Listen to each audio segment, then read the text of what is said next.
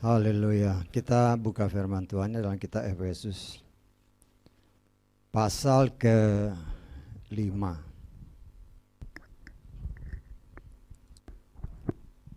Kita akan baca dari ayat 15 sampai ke 21. Efesus pasal 5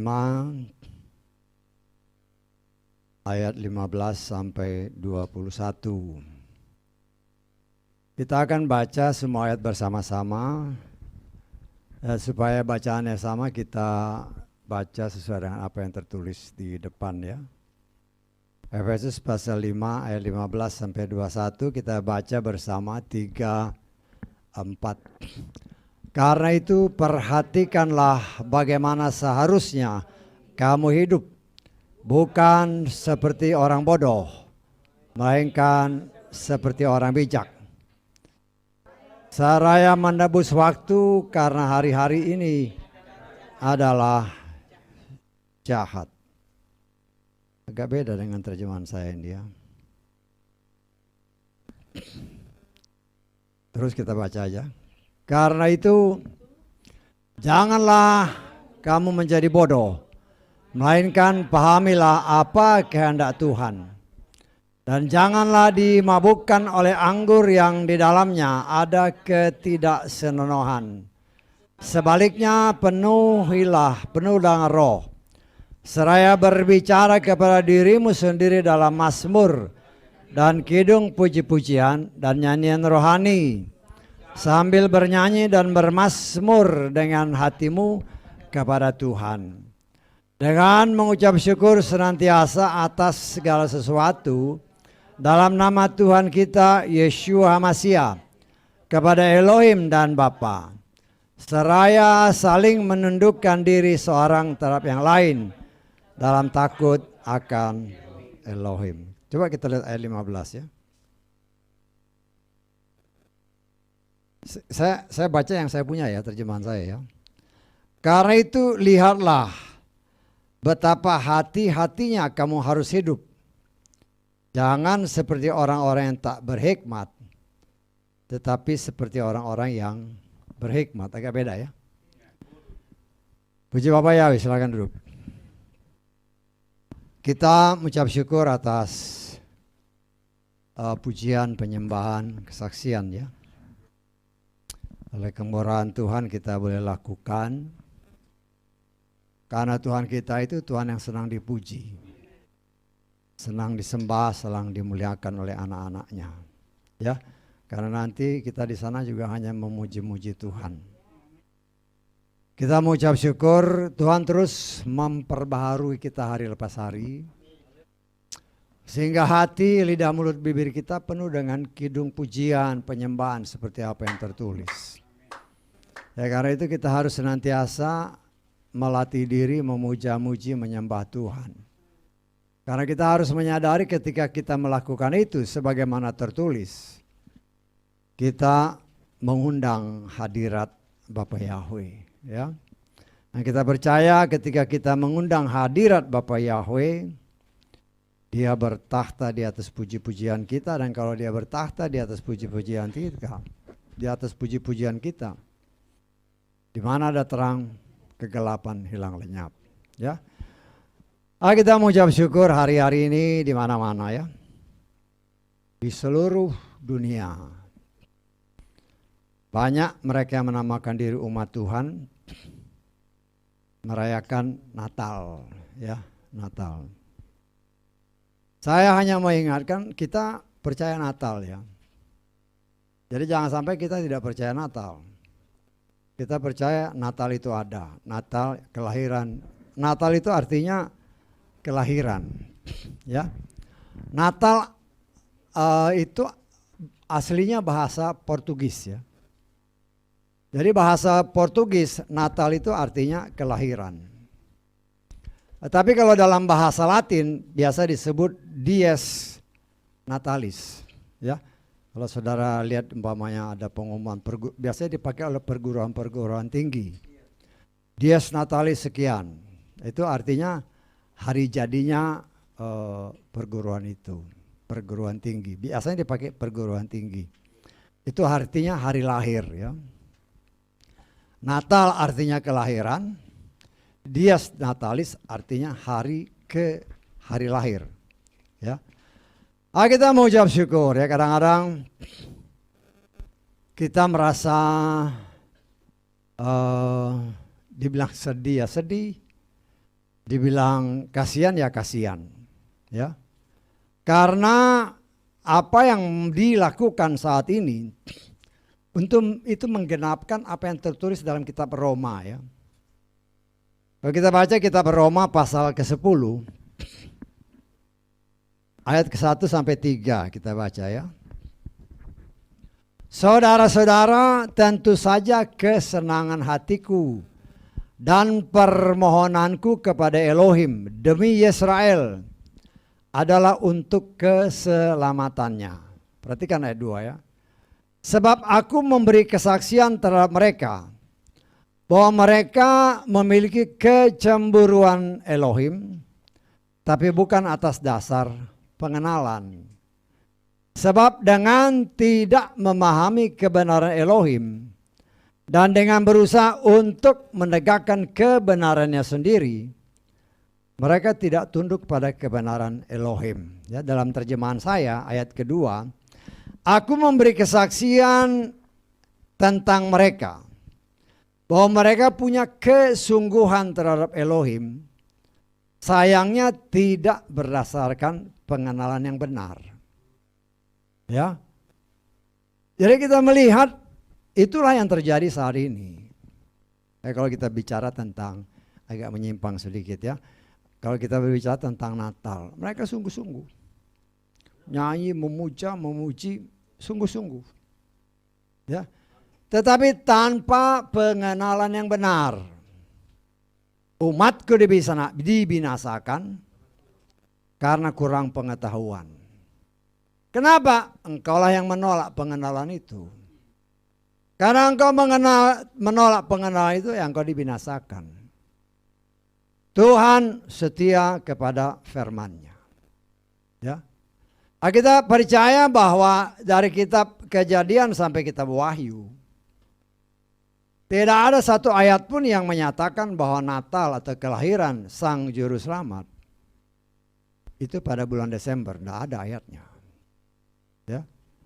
Tetapi kita belajar dari firman. Ya, kalau nggak salah tahun lalu atau kapan ya, tahun-tahun inilah kemarin itu sudah dibuat apa namanya, anak saya kan apa namanya, perkiraan kelahiran Sang Juru Selamat, yaitu Yeshua. Ya, karena banyak orang karena asal baca, sehingga tidak mengambil kenapa ada nama Abia, keturunan Abia. Ketika si Zakaria ini kan bapaknya si Yohanes Pembaptis kan. Nah, dia itu kan dari keturunan Abia. Nah, itulah dasar perhitungan yang Tuhan berikan untuk kita bisa mengetahui perkiraan kelahiran Sang Juru Selamat. Ya.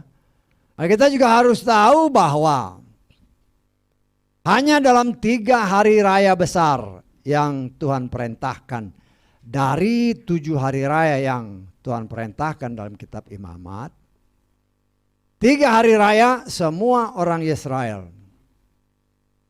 harus pulang ke Israel dari mana-mana. Ya, dan kita tahu bahwa ketika Yeshua atau Maria mau melahirkan, semua hotel itu penuh, semua penginapan penuh. Kenapa penuh? Karena orang-orang Israel dari seluruh dunia sudah kembali ke Israel, sehingga karena mereka nggak punya rumah ya, di tempat penginapan. Ya, tapi kita melihat di sini begitu luar biasanya firman yang Tuhan berikan kepada saudara dan saya, ya, bahwa ini semua digenapi. Nah, saudara bisa bayangkan mereka, kalau saya lihat ya di TV di mana-mana itu, sungguh-sungguh nyanyi, memuji, menyembah Tuhan. Tapi sayangnya nggak mengenal Tuhannya benar. Siapa Tuhannya dia nggak tahu. Ya. Kemudian mereka merayakan, nggak ngerti, asal ikut-ikutan aja. Sebagian besar mereka tidak mengerti.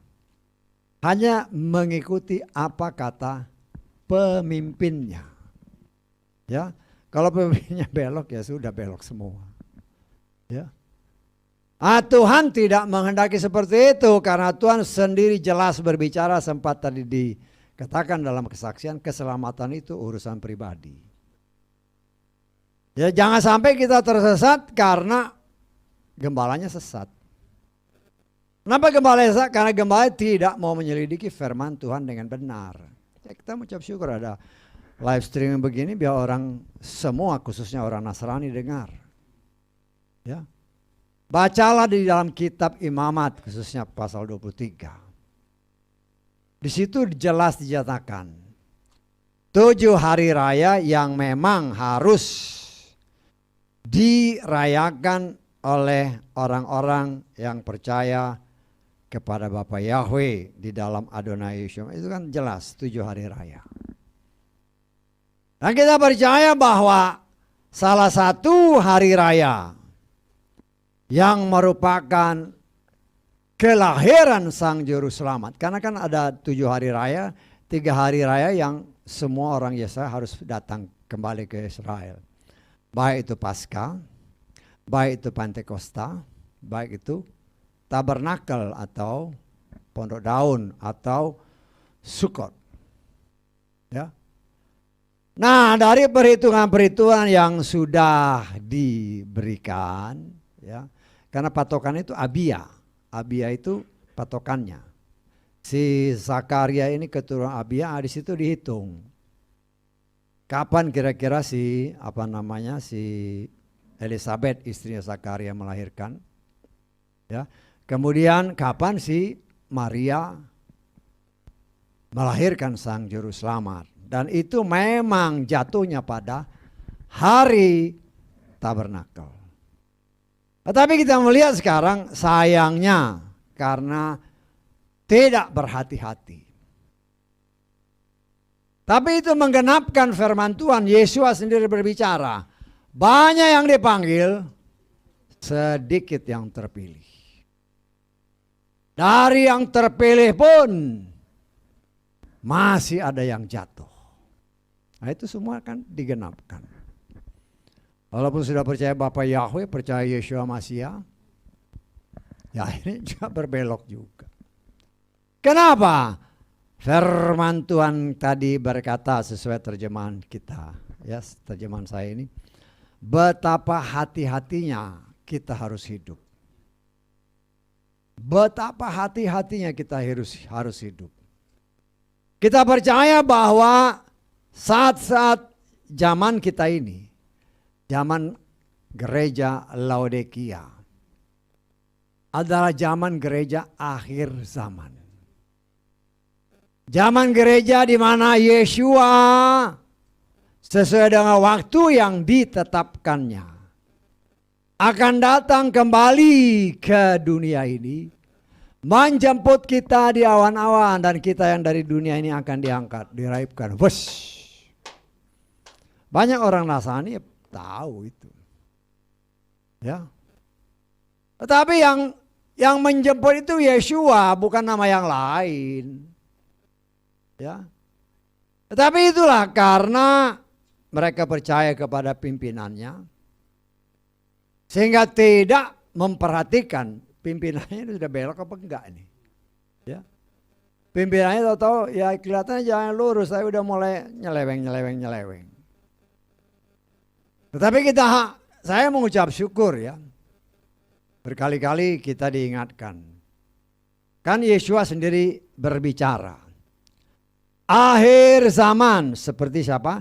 Seperti zamannya Nuh. Kita lihat ya. Dalam Matius pasal berapa ini? Pasal 24 ya. ayat ke 37 mulai. Dan sebagaimana pada zaman Nuh, perhatikan baik-baik, zaman Nuh, ya. Demikian pula lah kedatangan anak manusia akan terjadi. Sebab sebagaimana mereka hidup pada hari-hari sebelum air bah, makan dan minum, kawin dan dikawini, sampai pada hari Nuh masuk ke dalam bahtera. Dan mereka tidak menyadari sampai air bah itu datang dan melenyapkan semuanya. Demikian pula lah kedatangan anak manusia akan terjadi. Ini kan saya katakan Bapa Yahweh setia kepada firman-Nya. Ya. Sampai kedatangan anak manusia, banyak orang yang nggak sadar kalau dia sudah nyeleweng. Apalagi kalau kita berbicara yang nama yang benar adalah Yeshua. Banyak orang yang nolak. Ya. Tetapi kita mengucap syukur, itulah kasih kemurahan Tuhan. Kita boleh menerima iman kepada Bapa Yahweh. Karena kalau bukan menyembah Bapa Yahweh. Karena dikatakan akhir zaman seperti zaman Nuh. Ketika air bah membinasakan dunia ini. Hanya Nuh dan keluarganya yang selamat. Nuh dan keluarganya. Setelah kurang lebih 1 tahun ya. Dari sejak hujan sampai dia keluar dari bahtera itu kurang lebih 1 tahun. Ya. Kurang lebih 1 tahun. Saya kasih lihat dulu ya. Kita baca, kita ulang sedikit. Kejadian pasal ke-8.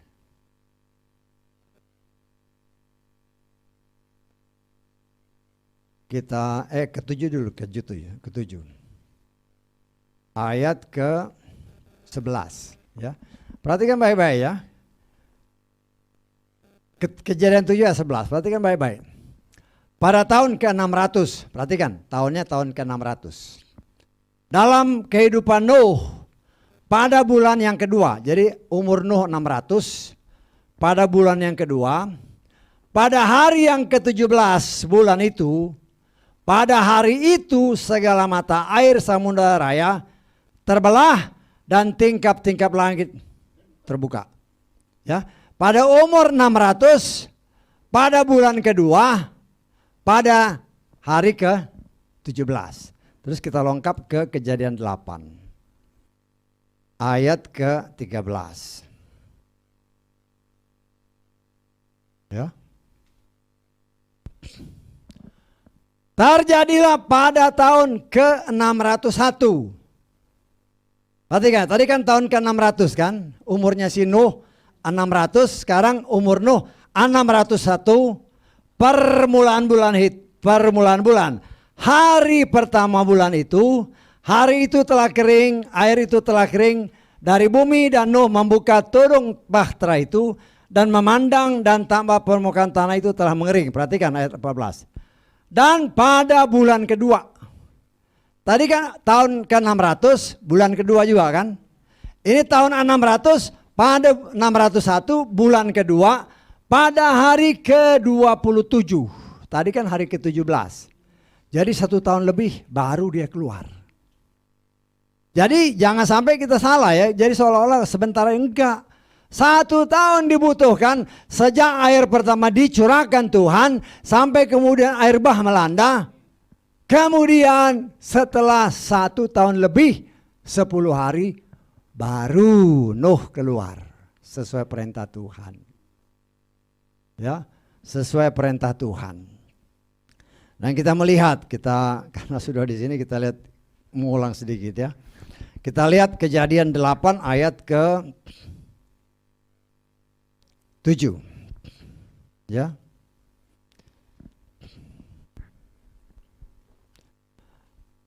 Dan dia atau Nuh ya, melepaskan seekor burung gagak. Dan burung itu pergi terbang dan kembali lagi sampai air itu menjadi kering dari atas bumi. Ini agak salah ya terjemahannya. Ya, kita lihat nih ya.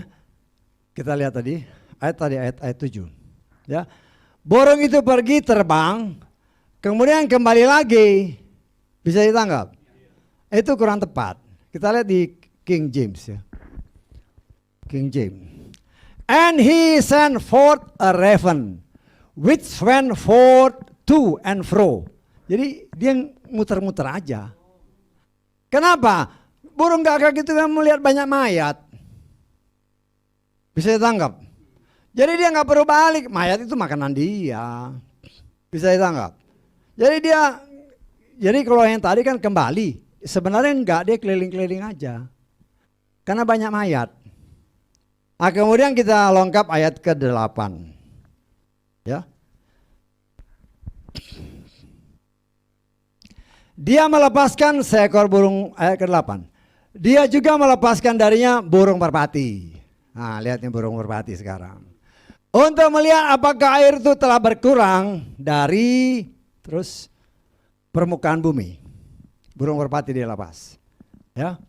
Tetapi burung merpati itu tidak mendapatkan tempat bagi tumpuan kakinya, sehingga dia pulang kembali kepadanya ke dalam bahtera itu. Bisa tangkap, kalau burung merpati dia makannya tumbuh-tumbuhan. Ya. Karena dia nggak ngelihat tumbuh-tumbuhan, ya dia balik lagi ke bahtera. Bisa ditangkap. Ya, terus yang kemudian, karena air itu masih mengenai permukaan seluruh bumi. Lalu Nuh mengulurkan tangannya dan menangkapnya dan masuknya kembali ke dalam bahtera. Kemudian dia menunggu 7 hari lagi. 7 hari dia tunggu. Ya, dia melepaskan lagi burung merpati itu dari bahtera itu, dan burung merpati itu pulang kembali kepadanya pada waktu senja, dan tampaklah sehelai daun zaitun yang baru terpetik, dan pada paruhnya. Nuh mengetahui bahwa air itu telah surut dari atas bumi. Ya, tetapi dia masih menunggu 7 hari lagi, lalu melepaskan burung merpati itu, tapi dia tidak kembali lagi. Ini artinya ya, arti rohaninya kita lihat. Pertama dia lepas, dia kembali lagi karena nggak dapat apa-apa. Mayat banyak, kalau burung gagak ya itu makanannya. Kalau burung gagak ya dia muter-muter aja. Jadi terjemahan yang tadi itu agak salah. Kalau kita bandingkan dengan terjemahan bahasa Inggrisnya. Ya. Tapi kalau burung merpati, karena dia nggak lihat tumbuh-tumbuhnya, dia balik lagi. Tapi kedua kali dia dikirim, dia bawa pucuk daun. Tapi yang ketiga kali dia kirim, setelah seminggu kemudian dia nggak balik lagi. Arti rohani. Kita mengenal zaman Bapa dari zaman Adam sampai Abraham. Ya. Seolah-olah Roh Kudus tidak bekerja. Dalam arti kata, Roh Kudus itu hanya diberikan kepada orang-orang yang Tuhan pilih. Ya, contohnya ya seperti Henokh, ya, keturunan Sem, keturunan Nuh, Sem. Saya tangkap. Ya. Zaman Bapa 2000 tahun. Dari Adam sampai Abraham. Ya. Kalau saya bilang 2000 tahun, saudara hitung ya. Saya udah ngitung soalnya. Jadi saya tahu persis, memang persis 2000 tahun. Dari zaman Adam sampai zaman Abraham, 2000 tahun. Ya, karena saya bikin memang 2000 tahun jatuhnya. Walaupun umur Adam ya lebih dari apa yang tertulis berdasarkan penafsiran kita. Kemudian dari zaman Abraham sampai Yeshua, itu juga 2000 tahun. Burung merpati berbicara Ruach HaKodes. Pada zaman Bapa seolah-olah tidak tampak Roh Kudus bekerja. Hanya orang-orang tertentu. Tetapi zaman anak atau zaman firman. Dari Abraham sampai ke Yeshua. Firman atau Torah mulai turun. Ruach Kodes bekerja dengan sangat luar biasa. Ya, bukan satu orang, bukan dua orang, tetapi para nabi-nabi mulai muncul, orang-orang kudus mulai muncul. Dan firman Tuhan jelas katakan, Roh Bapa Yahweh membimbing. Ya. 2000 tahun kedua, ya, setelah 2000 tahun pertama yaitu zaman Bapa, 2000 tahun kedua zaman anak, Ruach Kodes mulai terlihat. Tapi kalau saya boleh katakan, itu khususnya masih dalam lingkungan orang Yahudi. Saya ditangkap. Tapi zaman Ruach Kodes, dari zaman Yeshua sampai sekarang 2000 tahun. Roh Kudus berdasarkan kitab Yoel dicurahkan berlimpah-limpah. Tuhan berikan Ruach Kodes.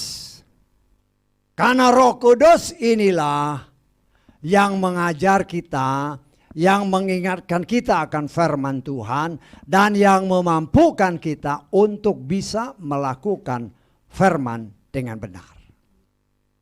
Saya ditangkap. Ya, jadi jangan lihat, oh burung merpati dilepas. Itu berbicara burung merpati, berbicara Roh Kudus. Ya. Akhir zaman ini di mana saudara dan saya hidup, Roh Kudus dicurahkan dengan sangat luar biasa. Karena pada zaman inilah Tuhan akan menjemput para salehnya. Tapi karena jelas dikatakan oleh Yeshua, akhir zaman ini seperti zaman Nuh. Sayangnya banyak orang yang matanya tidak celik, tidak melihat bahwa pada zaman Nuh, pada zaman air bah, yang selamat itu hanya orang yang menyembah Yahweh, tidak yang lain. Tidak ada yang lain.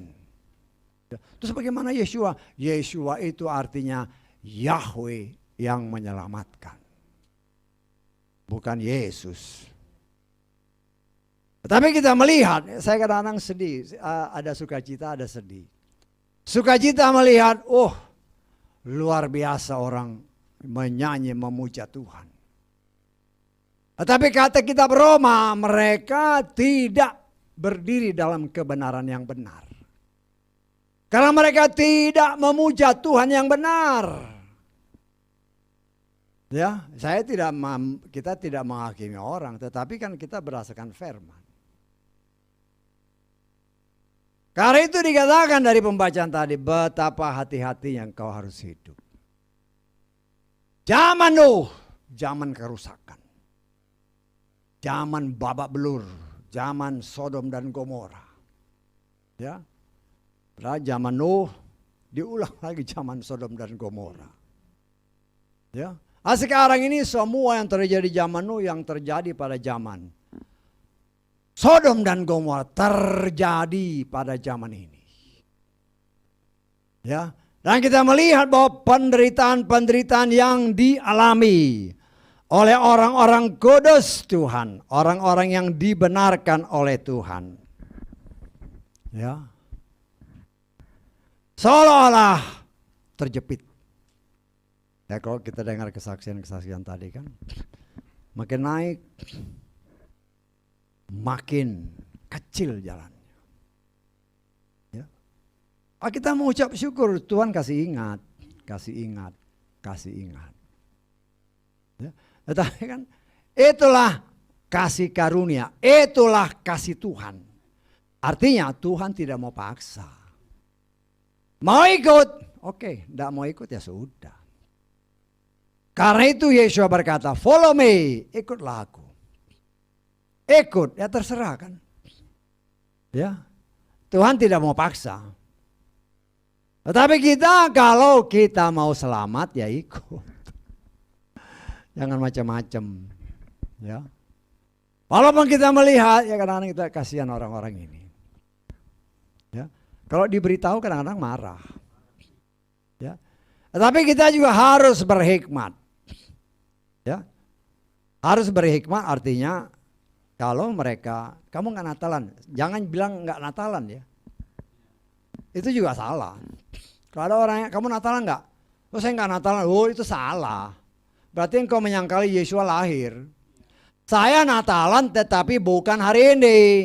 Karena hari ini tidak ada tertulis. Coba buktikan bahwa Yesus itu lahir pada 25 Desember. Tidak ada ayatnya.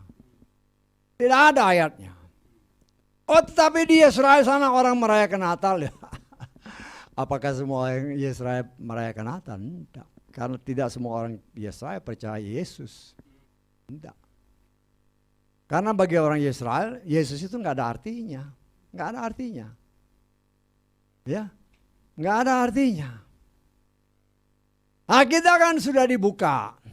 Tetapi ya terserah. Walaupun sudah dibuka, oh tetap, oh sama aja kok, ya udah. Itulah setan, betapa leceknya setan. Apabila mungkin orang pilihan pun disesatkan, ya itu terjadi. Kenapa? Karena mau mendirikan kebenarannya sendiri, kata kitab Roma. Merasa diri, aku benar ya, udah. Silakan. Kita tidak, saya menghimbau, jangan paksakan. Kalau kita yang bilang Natal, saya percaya Natal. Karena Natal itu artinya kelahiran. Yang banyak orang menafsirkan kelahiran di sini adalah kelahiran Sang Juru Selamat. Kelahiran Juru Selamat saya namanya Yeshua. Itu tertulis dalam kitab Imamat maupun dalam kitab Injil yang lain. Berdasarkan perhitungan-perhitungan yang sebenarnya Tuhan sudah berikan.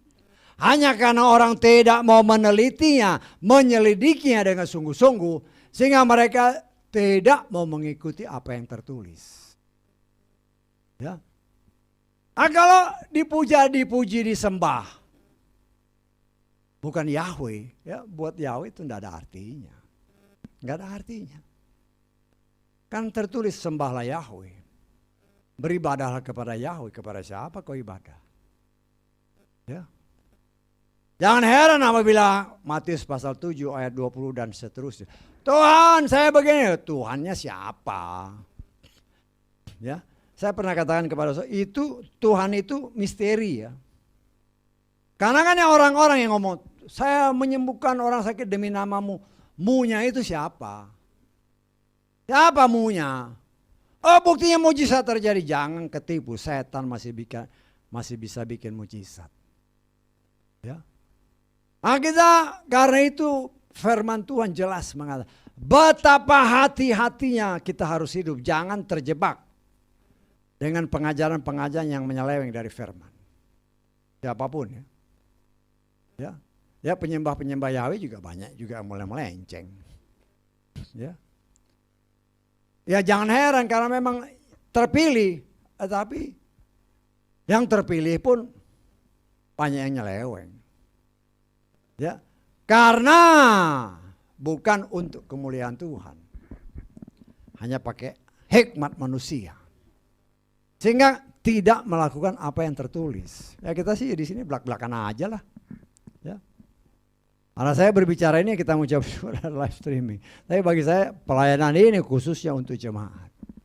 Saya harus berani memberitakan A ya A, B ya B. Bukan berarti saya lebih hebat dari saudara seperti kesaksian tadi. Bukan saya lebih kudus dari kamu. Semua kita sedang dalam proses.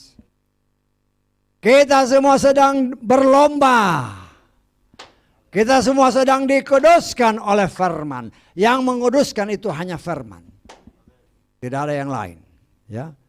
Tetapi itu kan tergantung kita. Ya. Tuhan katakan jangan bodoh. Orang kalau bilang bodoh marah. Ya. Kadang-kadang ada orang, kamu sih ngomong di atas mimbar bodoh. Ya ada tertulis kok.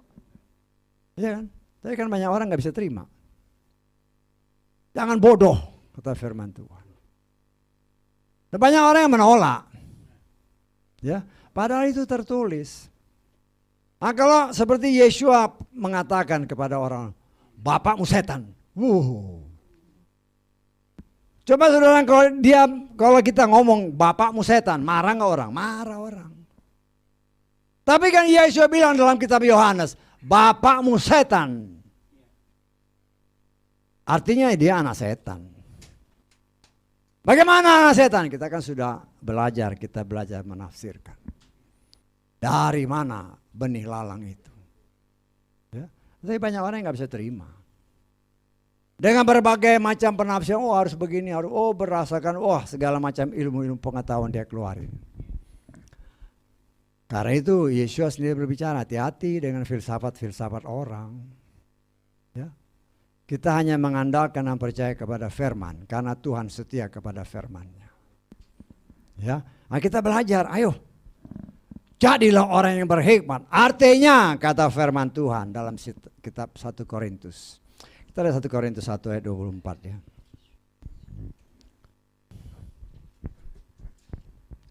1 Korintus 1 ayat 24. Namun bagi mereka yang terpanggil, baik orang Yahudi maupun orang Yunani, Hamasiah itu kuasa Elohim dan hikmat Elohim. Kalau dikatakan, hendaklah engkau berhikmat. Yesus adalah hikmat Elohim. Yesus adalah firman Elohim. Jadi landasan hidup kita harus firman Yesua. Tidak bisa enggak. Kalau engkau tidak melandaskan dirimu dalam kebenaran yang benar, hancur. Hancur, salah engkau berpijak. Bukan karena hebat gedung gerejamu. Bukan karena banyak mungkin jemaat di gerejamu. Bukan itu yang jadi pilihan. Ya.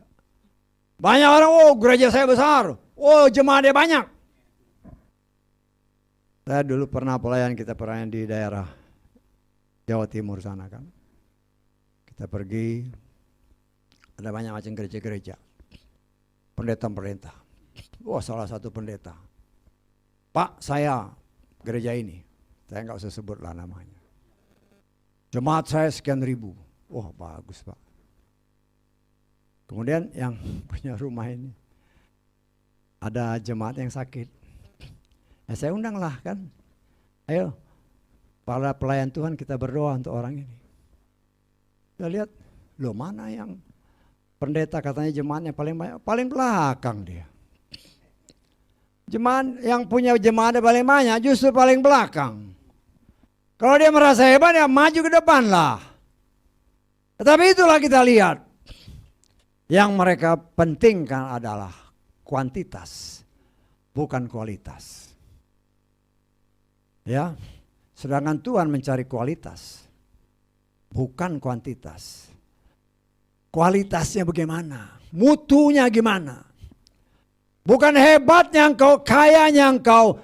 Tidak itu yang dilihat, tapi apakah engkau berkualitas dan layak. Karena ingat ya, saudara dan saya akan menjadi tentara sorga untuk berperang melawan setan dengan anasir-anasir yang kalau saudara baca di dalam kitab Wahyu pasal 19.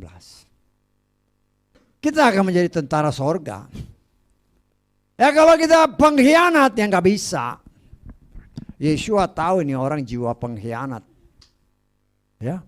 Tapi karena itu kita diproses. Tadinya mungkin kita punya sifat seperti itu. Sedikit-sedikit nyeleweng, sedikit-sedikit berkhianat. Tapi kalau kita umat pilihan Tuhan, Tuhan punya cara untuk memproses kita sehingga yang tadinya suka berkhianat dirubah Tuhan. Menjadi orang yang taat dan setia. Ya. Nah, itulah proses yang sedang Tuhan kerjakan dalam kehidupan setiap pribadi kita. Ya, ingat kalau Yesus bilang seperti zaman Nuh itu pasti terjadi. Ingat dalam 2 Timotius pasal 3, ini manusia-manusia akhir zaman ini kayak begini modelnya. Ya, kayak begini modelnya. Dan itu memang terjadi. Kita lihat aja 2 Timotius pasal 3, kita baca mulai ayat 1.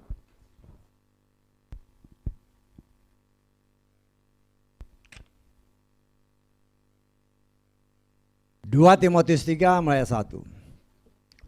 Ketahuilah bahwa pada hari-hari terakhir akan datang masa yang suka. Tadi kan Kita lihat tadi kan. Kemudian manusia akan menjadi pencinta diri sendiri, egoisme.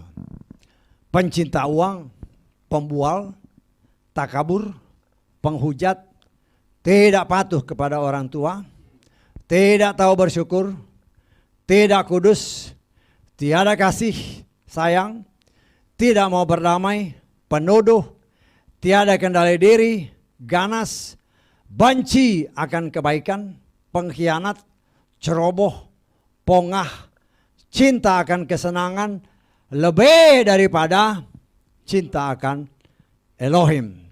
Sambil mengenakan suatu bentuk kesalehan, tetapi telah memungkiri kuasanya dan hindarilah hal-hal ini. Dalam terjemahan lain, kalau nggak salah saya LAI, mereka beribadah. Ya. Mereka giat untuk beribadah. Tetapi karakter-karakter yang di atas tadi tidak berubah. Ya. Kita melihat dengan jelaskan di ayat ini. Kita lihat di atas ini. Terus ke bawah. Ya. Pengkhianat, ceroboh, pongah. Nah ini. Cinta akan kesenangan lebih daripada cinta akan Elohim. Sekarang kan begitu. Mau ibadah, aduh. Ntar pakai live streaming aja lah. Ya saya sih, ya kita jelas-jelas aja lah. Kita mau coba juga live streaming ya. Live streaming ini kan sebenarnya bukan untuk orang-orang yang seharusnya bisa hadir. Ya. Tapi karena malas kah capek, kan live streaming sama aja. Ya itu kan pikiran manusia. Tuhan mau ada tertulis, persembahkanlah tubuhmu sebagai korban yang hidup, kudus dan berkenan kepada Bapa Yahweh. Dia mau kita menampakkan diri. Contoh orang-orang Ibrani, orang-orang Israel. Kalau Tuhan berkata dalam 3 hari raya ini semua orang laki-laki harus hadir. Tidak peduli dari mana mereka datang. Karena itu perintah Tuhan. Dan ada tertulis, jangan menjauhkan diri dari pertemuan ibadah. Jangan karena ada fasilitas ya dengan streaming begini. Sebenarnya harus kita akui, ada kerinduan untuk ibadah. Tetapi ikatan kedagingan lebih senang cinta kesenangan daripada cinta kepada Tuhan. Nah itu kan terjadi. Ya, saya menghimbau orang-orang yang ikut streaming. Kalau kau dengar di mana gerejamu, ya datanglah ke gerejamu. Ya, kasih lihat mukamu bukan kepada gembalamu, tapi kasih lihat kepada Tuhan. Aku datang karena aku cinta Tuhanku. Ya, jangan di rumah. Di rumah kelihatan engkau itu salah satu dari ciri-ciri 2 Timotius pasal 3 ayat 1 dan seterusnya. Nah kita kan belak-belakan naik karena saya kan mengasihi semua. Kita yang di sini dan semua yang di luar sana. Ya. Kalau engkau mengasihi Tuhan, ya khususnya orang-orang yang sudah kawin-kawin lah. Ketika engkau masih pacaran dulu, ketika kita masih pacaran, walaupun katakanlah dulu zaman dulu kan nggak ada WA-WA-an, belum ada, apalagi bisa video call. Dulu kan belum ada, ya. Kalau ada surat, waduh, berdebar-debar buka surat, iya kan? Ya yang udah tua-tua tahu lah. Tapi kalau yang sekarang kan pakai video call udah ngeliat tampangnya udah seneng, ya kan? Tetapi alangkah lebih senangnya kalau bertemu muka dengan muka. Sebagaimana ada tertulis, akan ada waktunya kita bertemu dengan dia muka dengan muka. Tetapi engkau tidak pernah nongol datang ke rumah Bapa, ya bagaimana kau ketemu? Jangan mimpi. Ya, kenapa saya katakan jangan mimpi? Tuhan tahu isi hatimu sedalamnya. Bahwa engkau sesungguhnya memang tidak ada niat untuk ibadah. Ya. Kita jujur ya, orang yang biar orang-orang yang streaming ini dengar lah. Ya. Bukan saya dari gereja ini, dari tempat-tempat lain. Kau gereja di mana? Kau harus jujur bahwa sesungguhnya kau malas ke gereja. Dengan berentet-rentet alasan. Tetapi kalau minta berkat, nangis-nangis minta berkat. Iya kan? Apalagi kalau udah sakit, apalagi kalau udah di ICU. Waduh, nangis-nangis. Tetapi kalau Tuhan bilang, datanglah, beribadahlah ke rumahmu, ke rumahku, kata Bapak Yahweh. Capek, aduh banyak urusan. Ya, berbagai macam alasan. Engkau mau beribu-ribu macam alasan, Tuhan tahu isi hatimu yang paling dalam sesungguhnya ini. Itulah yang dilihat Tuhan. Ya, itulah yang dilihat Tuhan. Sehingga kita melihat, kita menyaksikan ketika Isai dengan 6 orang anak-anaknya. Ketika Samuel datang, coba satu-satu panggil. Karena Tuhan mau memilih salah satu dari orang-orang ini. Pertama, kedua, ketiga, keempat, kelima, keenam. Tuhan bilang no. Walaupun dalam kacamata si Samuel, ketika anak pertama datang, wah ini hebat ini. Ini yang dipilih Tuhan. Tapi roh Bapa Yahweh berbicara. Ya, Tuhan tidak melihat muka. Tuhan melihat hati. Ya. Ya, dia bingung kan si Samuel, sebagai manusia kan dia bingung. Ini udah 6-6-nya. Ya, Tuhan beri hikmat, tanya lagi. Masih ada enggak anakmu? Ada Tuhan. Panggil dia. Ingat ya, Daud waktu dipanggil dan diurapi. Saya percaya usianya masih di bawah 20. Kemungkinan besar masih 15-16 tahun.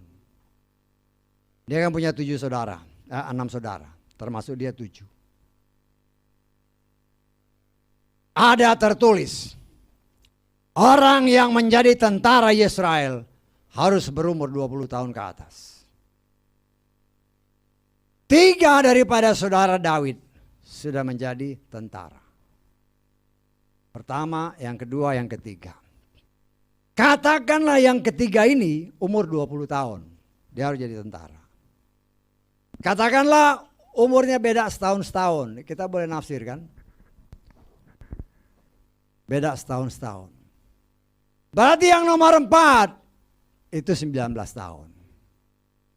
Yang nomor 5 itu 18 tahun. Yang nomor 6 17 tahun. Daud yang terakhir. Kita bisa tafsirkan umurnya sekitar 15-16 tahun.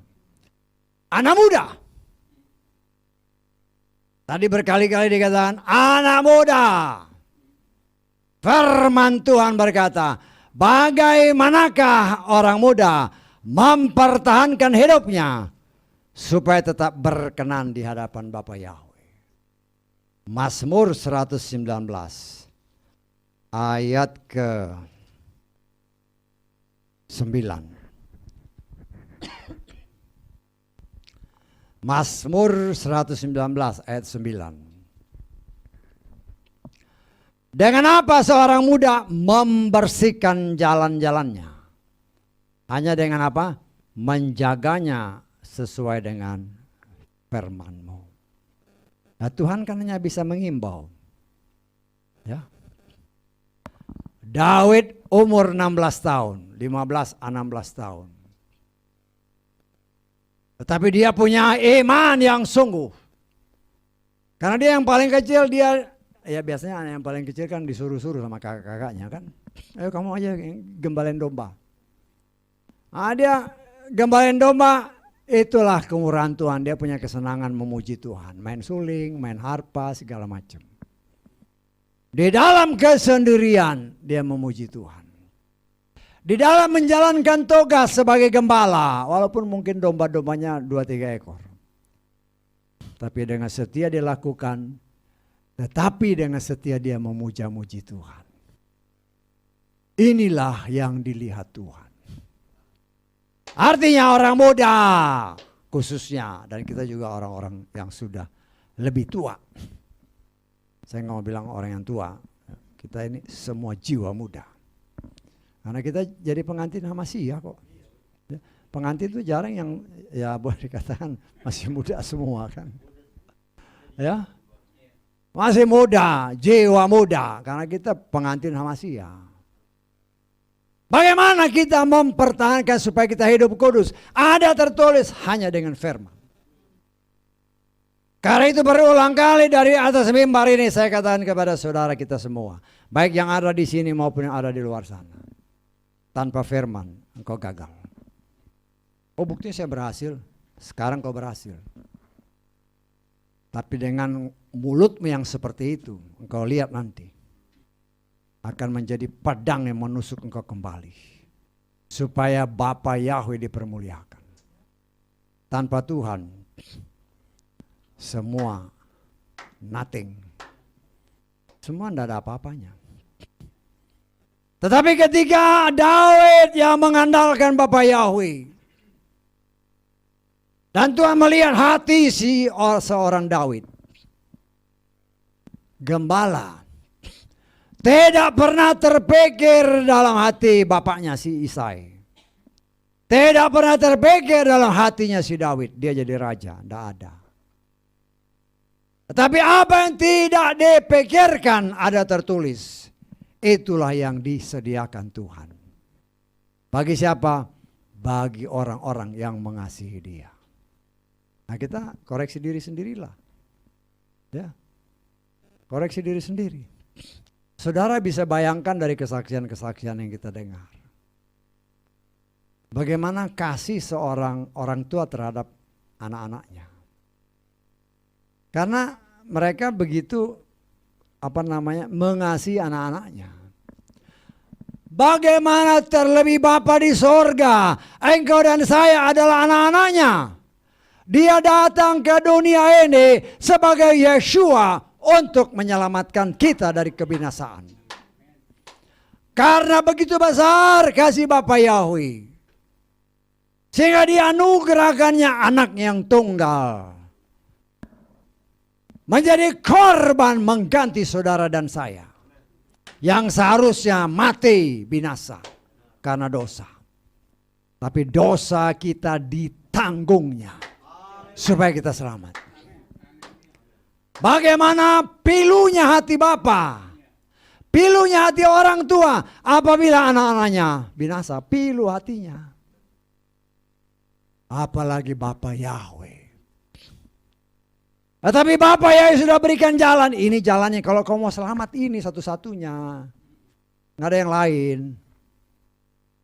Tetapi orang mau kata kitab Roma tadi menegakkan kebenarannya sendiri. Ya. Tidak mau menggali apa sih sebenarnya. Kenapa Tuhan mau menyelamatkan saya? Ya. Kita harus ingat ya. Kalau tadi sempat disungkapkan dalam kesaksian. Kita ini tubuh Hamasia. Yeshua itu kepalanya. Jadi jangan bilang dua jadi satu. Kita satu. Bisa tanggap? Kan Yeshua bilang aku di dalam kamu, kamu di dalam aku. Dia kepala, kita tubuhnya. Jadi jangan bilang dua. Nggak ada ayatnya itu. Ya. Kan Yesus jelas mengatakan aku adalah kepala, kamu adalah tubuhku. Nah, kita sedang dibentuk karena tubuh ini banyak macam-macam yang bukan dari Tuhan. Karena dosa satu orang, maka tubuh ini jadi rusak. Karena itu Tuhan sedang membenarkan tubuhnya. Nah, kita mengenal 5 jawatan dalam gereja. 5 jawatan ini harus berani untuk menyatakan apa yang tertulis. Bukan untuk mengenakan telinga manusia. Tetapi untuk menyatakan kehendak Tuhan. Karena Tuhan mau menyelamatkan pilihannya. Bagaimana mau diselamat kalau masih hidup di dalam dosa. Dan mereka tidak ditegur. Karena dosa mereka. Mereka nggak tahu kan. Kalau nggak tahu ya udah. hidup bergelimang dosa. Tidak ada yang menegur. Semua ya enak-enak aja. Sampai nanti ketika saatnya namamu tidak ada. Nggak ada di kitab kehidupan. Ya. Sudah terlambat. Ya. Karena itu ada tertulis kitab pengkhotbah menyatakan. Lebih baik datang ke rumah duka daripada datang ke rumah pesta. Kenapa? Supaya kita lihat ini setelah mati kemana? Kemana dia? Kan hanya dua tempat. Mendapat kemuliaan atau mendapat penghukuman. Bayangkanlah apabila yang mati itu. Katakanlah kita bayangkan kalau seandainya saya seperti itu. Kemana? Ya. Bukan seperti kepercayaan-kepercayaan lain. Banyak kan kepercayaan, oh masih bisa didoain. Nggak bisa. Udah putus hubungannya. Bagaimana mau didoain? Ya. Banyak juga orang-orang Nasrani. Orang udah mati didoain. Itu nggak benar. Orang yang sudah mati sudah putus hubungan dengan orang yang hidup. Kata firman Tuhan. Ya.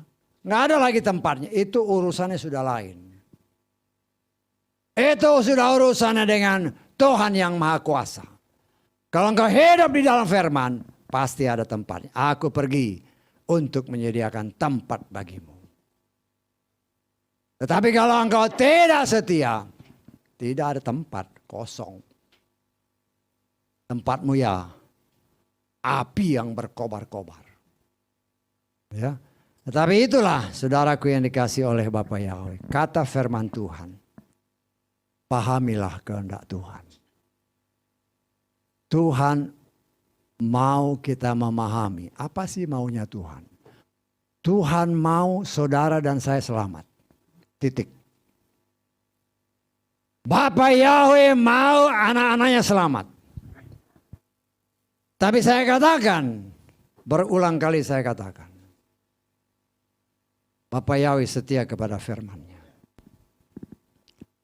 Dia berbicara keselamatan hanya ada pada Yeshua.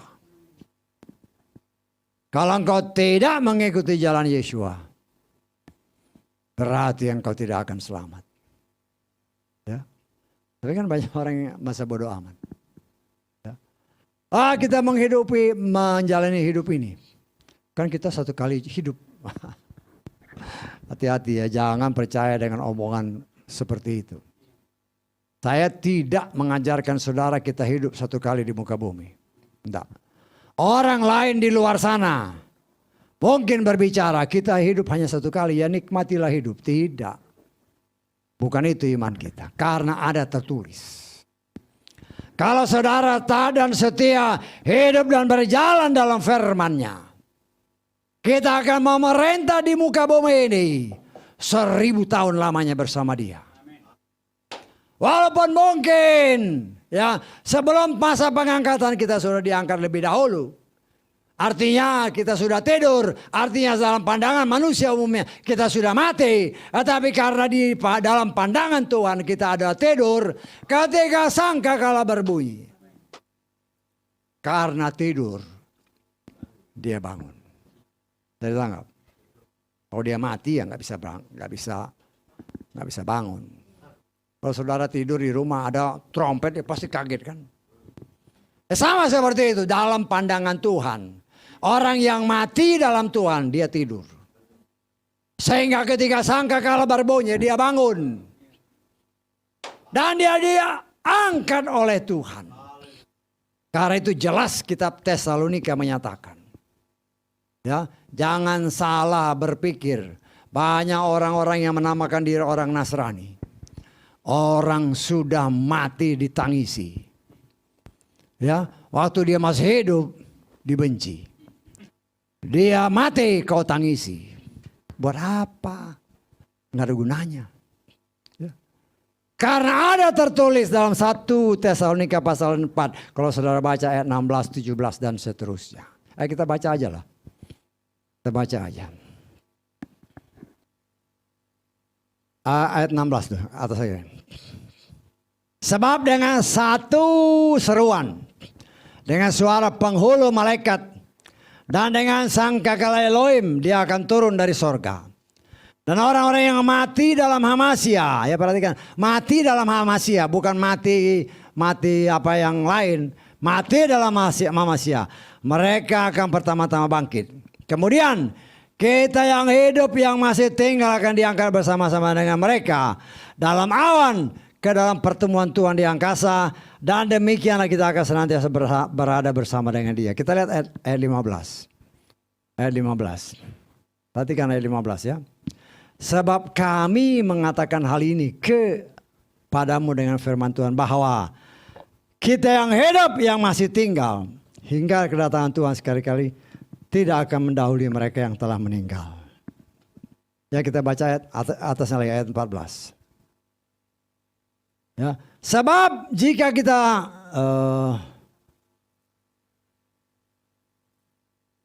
ayat 13 coba. Dan aku, perhatikan ya, aku tidak ingin kamu tidak mengetahui tentang mereka yang telah meninggal. Hai saudara-saudara, supaya kamu jangan berduka cita. Ini firman ya. Jadi orang mati itu jangan duka cita.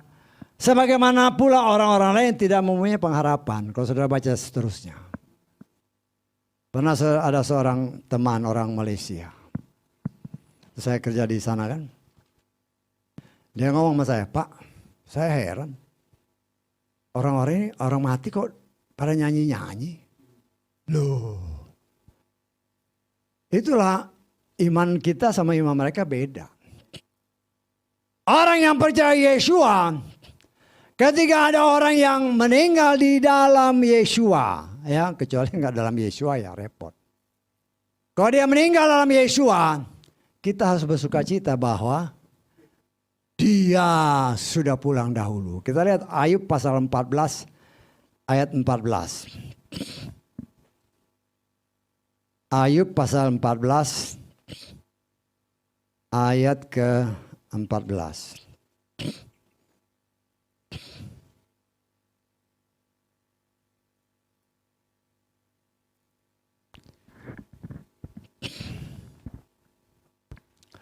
Jika seorang manusia mati, dapatkah dia hidup kembali?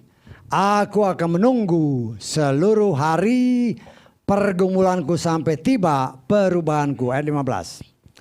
Engkau akan memanggil dan aku akan menjawab. Engkau akan apa? Rindu pada pekerjaan tangan. Kalau Bapak Yahweh sudah kangen, dia panggil. Senang gak? Amin. Udah dipanggil kok. Sama seperti Henokh kan. Karena dia bergaul dengan Tuhan, diraibkan. Kalau Bapak Yahweh sudah kangen sama saudara dan saya, kalau dianggapnya tugasmu sudah selesai di muka bumi ini. Ya, ada lagu pulanglah, apa gitu ya, pulanglah, pulang. Artinya rumah kita ini pendatang di muka bumi. Kita ini perantau, kata firman Tuhan. Kita akan kembali ke rumah Bapa apabila waktunya sudah genap. Artinya, selama saudara dan saya ada di muka bumi ini, ada tugas-tugas yang harus kita laksanakan. Ya, ini kan akhir tahun kan, kalau kerja di perusahaan-perusahaan, udah mulai bikin laporan kan, pembukuan kan, set. Apa yang, sekarang kita bikin pembukuan juga, apa yang sudah kau buat untuk Tuhan? Koreksi diri, apa yang sudah aku buat untuk Tuhan? Ada nggak? Nah, kalau nggak ada, kau minta ke sorga, benar nggak itu? Nggak benar. Kalau hasil kerja minus, engkau minta naik gaji, ya si bos bilang hasilmu apa? Ini saya gajimu aja udah untung saya gaji. Hasilmu nggak ada, kau minta naik gaji. Kasarnya seperti itu. Nah, Tuhan juga bisa tanya seperti itu. Apa yang sudah kau perbuat untukku? Ya. Bukan memuja-muji Tuhan, nonton film. Bukan memuja-muji Tuhan, main game. Ya kayak tadi kesaksian kan. Ya memang itu sudah dinubuatkan. Ya, kalau saudara baca dalam kitab Timotius. Ya. Dia masuk ke rumah-rumah untuk menyesatkan perempuan-perempuan, berbicara gereja. Dan itu terjadi saat ini. Jadi kalau baca firman itu teliti ya. Teliti bahwa memang itu sudah dinubuatkan sesuai firman Tuhan. Ya. Sehingga ya banyak orang yang kelihatannya ibadah. Tapi hanya sebagai sesuatu yang supaya dilihat orang. Seperti umpamanya ya mungkin ya kalau saya bikin perumpamaan kayak lip sync. Lip sync tahu saudara ya? Pokoknya suara saya jelek nih. Tapi suara saya bagus untuk Tuhan. Tapi kan umpamanya. Saya nggak ngerti lagu, saya nyanyi. Cuma saya cuap-cuap doang. Tapi yang nyanyi orang lain. Nah itu banyak terjadi dalam kehidupan orang-orang yang menamakan diri orang-orang Nasrani. Wah kalau cerita tentang Tuhan luar biasa. Ada orang, Pak, orang Nasrani ini. Wah ngobrol-ngobrol dia. Dia membanggakan diri. Dia tanya sama orang yang rajin ke gereja. Ya. Kitab Amsal itu sampai pasal berapa? Kaget. Padahal saya tahu dia jarang ke gereja. Kitab Amsal itu sampai pasal keberapa dan ayat keberapa? Yang rajin ke gereja, nggak tahu saya Pak. Itu ditanya sama orang yang nggak pernah ke gereja. Ada orang yang bilang oke, kita buka Mazmur 151. Cari bulak-balik. Bagi orang yang nggak pernah buka firman sih. Sampai besok dia cari nggak dapat. Karena nggak ada. Tapi karena tidak pernah baca, ya udah. Buka Amsal pasal 31 ayat 32. Cari. Yang nggak ada ayatnya. Nggak ada ayatnya. Nah di situ kita bisa lihat orang ini ya bukan kita mau ukur-ukuran. Tapi itulah banyak orang yang lip sync itu. Kalau nyanyi kelihatan luar biasa pada orang lain yang nyanyi. Mungkin dia ngomong seperti itu, dia habis dari gereja kan dia dengar kan. Ini boleh nih buat bahan banyolan. Dia tes temennya yang suka ke gereja. Amsal itu pasal berapa, ayat berapa yang terakhir. Nggak tahu. Berarti dia dalam hati kan dia bangga kan. Berarti orang ini ke gereja yang nggak sungguh-sungguh. Tapi ya memang dalam kenyataan. Ya. Dalam kenyataan banyak orang Nasrani kelihatannya baca firman. Tapi nggak ngerti. Kalau saya mau jujur. Atau saudara mau jujur. Apa yang tadi Tuhan buka tentang burung merpati. Mungkin banyak yang nggak tahu. Zaman Bapa, zaman Anak, zaman Roh Kudus. Merpatinya balik, merpatinya juga balik. Tetapi sudah ada benih di sana. Tetapi yang terakhir tidak balik. Itulah zaman akhir ini. Roh Kudus dicurahkan berlimpah-limpah. Dianugerahkan bagi setiap orang yang percaya kepadanya. Supaya ada tertulis seperti yang kita baca. Supaya kita hidup di dalam roh. Orang gimana tuh hidup dalam roh? Banyak orang yang gak ngerti kan. Hidup dalam roh itu gimana? Tapi lihat dalam Yohanes pasal 6 ayat 63.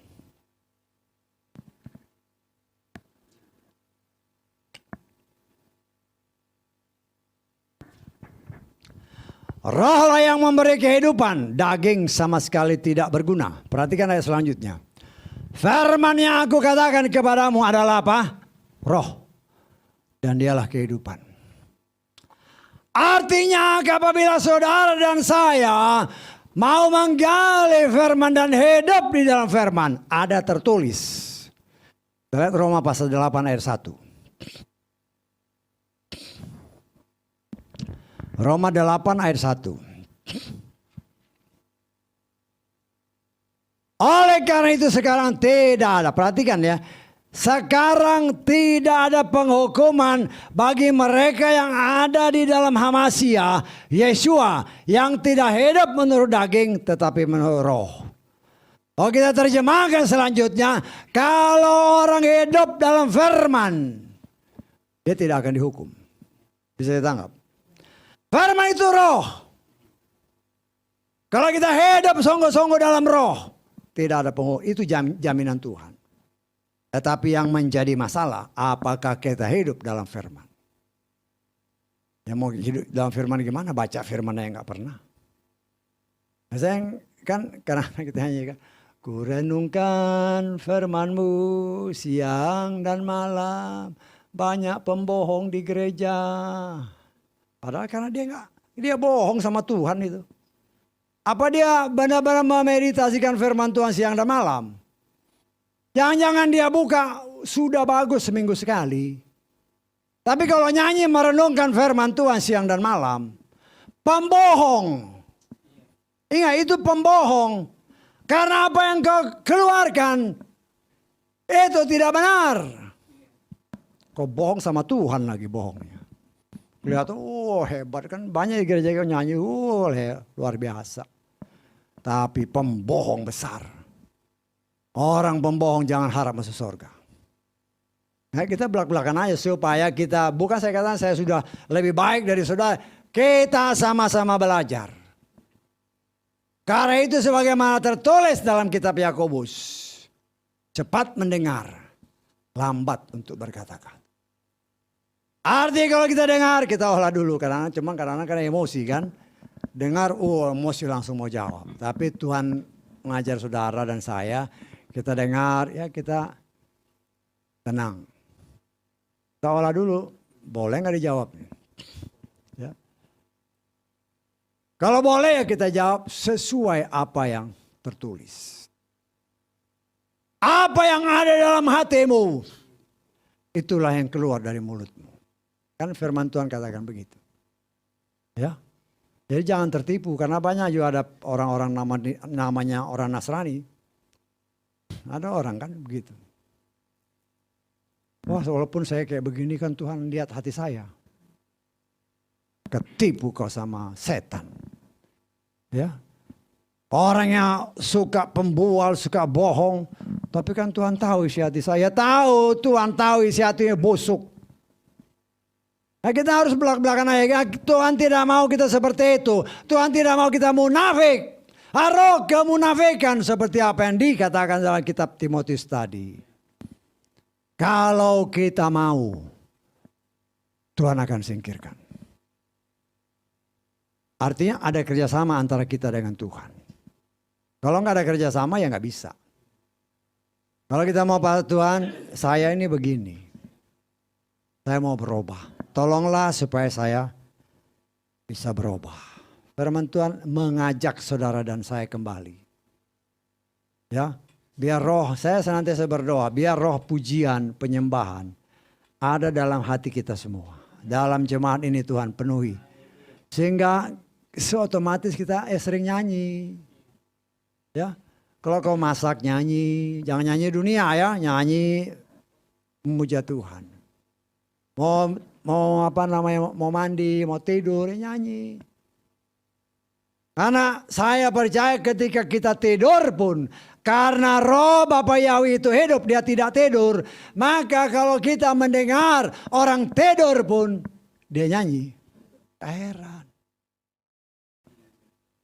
Tetapi kalau kita memuji, memuliakan, mengagungkan Tuhan, walaupun ada masalah, Tuhan sanggup menyelesaikan. Pasti. Dan saya, ya karena dulu kan saya kerja di laut kan. Kerja di banyak-banyak tempat di perusahaan-perusahaan minyak itu. Kan banyak masalah. Banyak masalah. Waktu kita hidup di laut. Kalau kebakar. Kita hidup artinya di dalam tempat yang berbahaya. Di situ ada api. Di situ ada gas. Di situ ada minyak. Kalau engkau lompat ada laut. Tetapi itulah perlindungan Tuhan sangat luar biasa. Ya, jadi harus ingat seperti itu. Tuhan tahu di mana umatnya. Sehingga waktu ada pertemuan di stasiun gitu kan. Dan orang kepercayaan lain, kalau ada yang nanya, Pak, nanti kalau pas ada alarm ada kebakaran. Orang yang lagi sembahyang gimana? Oh, bangunin aja. Saya bilang saya nggak mau. Saya lagi sembahyang, saya sembahyang aja. Tuhan saya sanggup menjaga saya. Mereka diem. Ya, buat kita harus punya pendirian. Kita datang kepada Bapa Yahweh. Kalau kita sungguh-sungguh, Tuhan sanggup untuk memproteksi kita. Itu kan suatu kesaksian. Orang lain juga ngelihat. Karena kan banyak dari orang seberang kan. Kalau buat mereka ya boleh. Kalau pas lagi ini ya bubar aja dulu. Kalau saya enggak, kalau saya lagi ibadah, saya tidak peduli. Karena Tuhan saya sanggup untuk menjaga saya. Karena itu saudaraku yang dikasih oleh Bapa Yahweh. Ya, firman Tuhan tadi dikatakan. Mengucap syukur.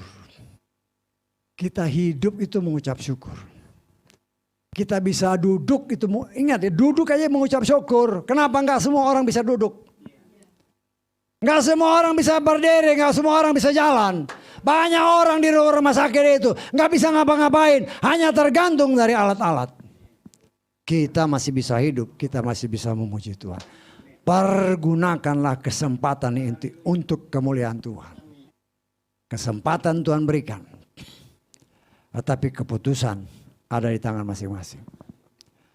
Saya hanya bisa sebagai pelayan Tuhan, ya. Hati-hatilah hidup di tengah dunia yang semakin jahat. Dunia dikatakan firman jelas semakin jahat. Tetapi bukan berarti engkau atau kita semakin jahat juga. Tidak. Semakin jahat dunia, semakin kudus kita hidup. Sehingga kejahatan itu tidak akan pernah bisa melanda orang yang kudus.